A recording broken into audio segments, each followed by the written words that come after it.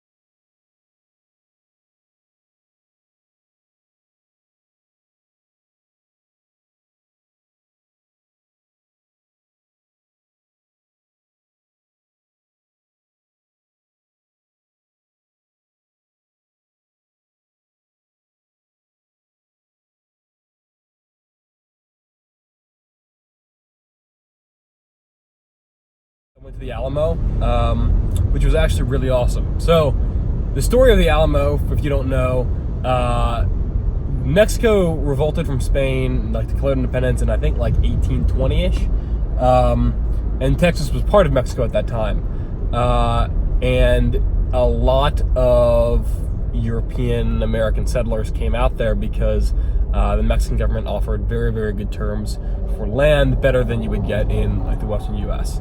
Or at least what was then the Western U.S. So, yeah, a lot of white settlers ended up coming out there, and at that time, like after Mexico declared independence, they were ruled by a federalist government, which just means that the people in Texas had a greater degree of autonomy, and then Santa Anna and the centralists took power, and basically, I think a couple years later, right after that, Texas revolted, more or less, and the Alamo was an outpost in San Antonio, or what is now San Antonio, and Santa Anna and his army marched up to take it. At that time, the U.S. had like certain treaties with Mexico, and they refused to send troops to reinforce the Alamo.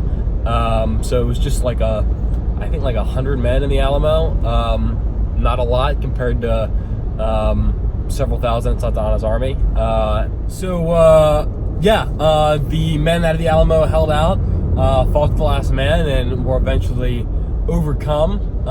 But it's not a sad ending to the story entirely, because not too long after that, General Sam Houston destroyed Santa Anna's army, or destroyed a lot of it, and then a lot of it surrendered after he surprised them at, I forget the name of whoever it was. Anyway, that's kind of a rough sketch. I probably distorted some of the facts, but the general idea is there. So that was the Alamo, and it's still there right in the middle of San Antonio. I mean, like, not on the outskirts, it's the center of San Antonio. So that was pretty cool. I'll check that out. San Antonio is also kind of famous for the riverfront walk, which is okay. It's like just a little path next to the river in the middle of downtown.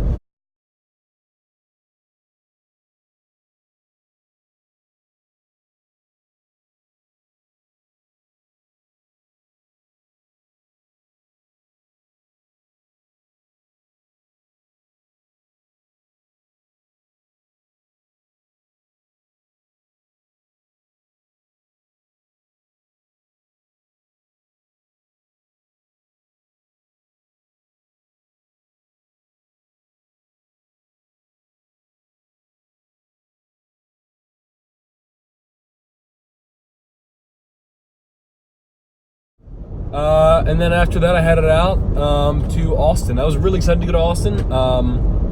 Austin's known as like the live music capital of the U.S. Kind of surprising Nashville's not there, but Austin calls itself that at least. It's the home of the state capital and of UT Austin, which is kind of the state's flagship school. So yeah, I drove in, I walked around the university some, stopped at this little sandwich place. Really loved the school. Really exceeded my expectations. And then just kind of walked around downtown, saw the state capitol building, and then hung out at this little like rooftop bar thing, and that was about it. I headed out. So quick tours of San Antonio and Austin, but I really like them both, especially Austin. Would definitely love to go back and spend some more time there. But now it's on to Houston, and yeah, stayed in Airbnb there tonight, at least on the outskirts of there tonight, and then checking out in the morning, and then on to New Orleans.